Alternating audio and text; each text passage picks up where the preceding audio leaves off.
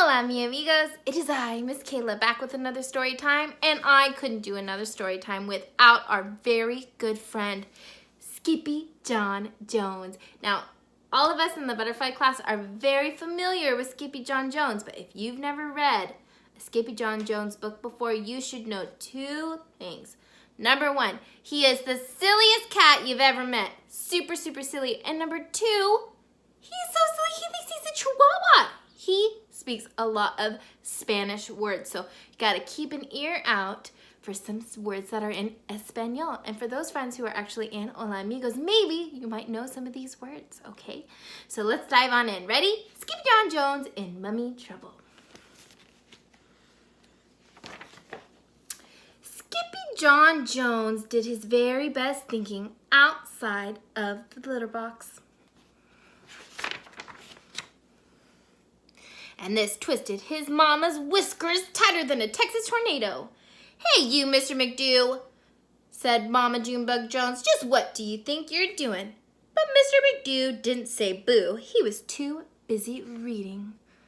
"Hey, little digger, I'm a-talking to you," said Mama, scooping up her boy. "A pyramid outside the litter box will never, ever do." Then she saw his magazine.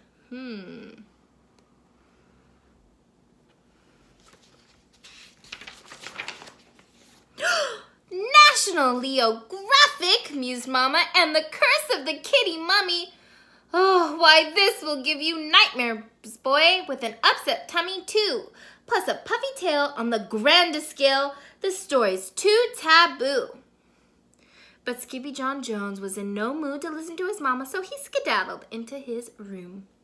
That's a fun word to say, skedaddled, right? It means to go. For a really good bounce on his big boy bed. He bounced once, he bounced twice, and the third time he bounced, he said, "Oh, I'm Skippyjon Jones, and I do love my mummy, but if I don't bounce, I get knots in my tummy." Then the kitty boy flipped over to the mirror for a look-see. What do you guys think he's gonna see in the mirror? "Holy smokitos!" exclaimed Skippyto. "I know you," he said to the doggy in the mirror. "Your ears are too big for your head. Your head is too big for your body. You are not a Siamese cat." Then, using his very best Spanish accent, he added, "You are still the big chihuahua dude, the whole enchilada." And they just might like enchiladas in Egypt, thought Skippy. So the kitty boy donned his mask and cape and began to sing in a muy soft voice. Muy means very, so a very soft voice. "Oh, my name is Skippyto Fresquito, and I'm off to see old Egyptito. My chicos insist, and I dare not resist the chance to meet a mamito." In the meantime, his little sisters, Jezebel, Jillyboo, and Jujubee Jones, rolled into his room with a plan of their own. But the kitty boy was already deep inside his closet, on his way to ancient Egypt. If you didn't know, Skippy's closet is magical, and it takes him to far-off places. It's very cool. Does your closet do that? And paddling down the river Nile, who should sail right past but a cookie crocodile, hunkered down on his lumpy, bumpy back were his old amigos, the chimichangos. "¿A dónde vas?" called out Skippyto. "We're going to the undermundo," answered the chihuahuas. "Not the underwear!" exclaimed Skippyto. No, said the puchitos, "you silly little beast, to the underworld, where mamitos rest in peace." "Peas?" exclaimed Skippyto. "Who wants to sleep in peas?" "We do," said the doggies. "We hear they're to die for." I think Skippy thinks that they're talking about green peas that you eat, huh?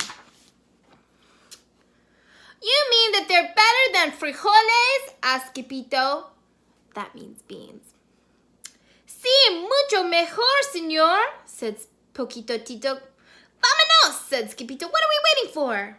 But then Don Diego, the biggest of the small ones, spoke up. Hold your ponies, Pepito. To get to the Undermundo, we first have to answer the riddle of the Sphinx. But I'm not any good at riddles, said Skippyjo. No problema, said Poquito Tito. You have a muy big brain, dude. Then they set forth from the Rio Nile to find the Sphinx. The muchachos began to sing, oh, Skippy, Skippu, Skippyjo. We only have one chance, Rito, to pass by the Sphinx, so don't be a jinx. Just answer the riddle, Dundito. Do you think he can answer the riddle?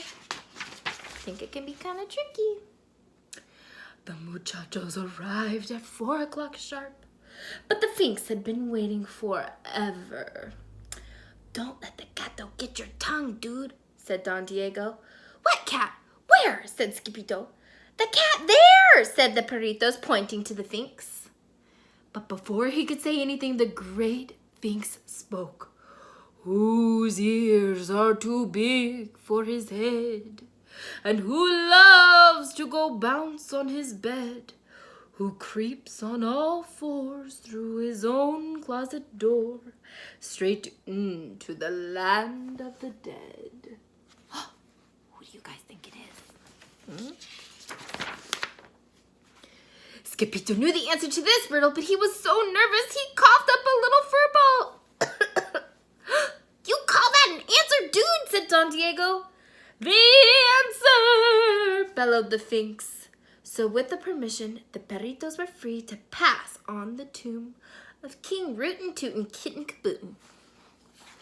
When they finally reached the pyramid, the doggies burst into song and dance. Oh, see, oh, say, Osiris. Our boy had a touch of the virus. He coughed up a ball, so the Sphinx made a call, and now it's inscribed on papyrus. That's really silly. But when Skippyjo saw how dark it looked in the pyramid, he began to feel queasy. My tummy hurts, he groaned, and my tail is getting puffy too. Oh no. But his chicos would not comfort him. They just wanted their peace, por favor. Can you say por favor? That means please in Spanish, right?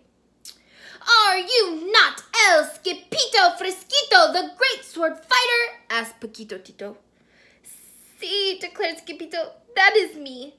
Then do your duty, dog, commanded Don Diego. So Skippyjo drew in a deep breath and dove into the darkness of the musty old tomb, chanting, peace, por favor, peace, por favor, peace, por favor, peace, por favor. He rocketed through the vault like a fur-covered comet until suddenly, smacky-do! Uh-oh, Skippyjo hit a wall and knocked himself out cold. Uh-oh, poor Skippyjo. Maybe that's why we should use walking feet inside, right? Soon after, 3 goddesses emerged from the shadows to prepare the kitty boy for his journey to the Undermundo. First we salt and pepper him, said Ba, the first goddess. And sprinkle him with lucky charms, said Da, the second one. Then we wrap him and roll him and bundle him tight, said Bing, the third goddess, and blow him a kiss and say, nighty-night. What are they doing? Are they making him into a mummy? Oh. Poor Skippy. Then the trio rolled the wrapped cat down the ramp into the king's burial chamber. Across the room stood the 4,000-year-old sarcophagus of King Rootin' Tootin' Kitten Kabootin'. And just as they were about to deliver El Skippyjo Mamito, he rolled right to the feet of the oldie-moldy mummy. Bada bing! Moaned the king as he stretched out his paws. I need to rest in peace. Peace! Exclaimed El Skippyjo Mamino, waking up in a flash. And quicker than you could say mummy's mumps and measles, he grabbed 2 pawfuls of peas and hightailed it home. Uh-oh.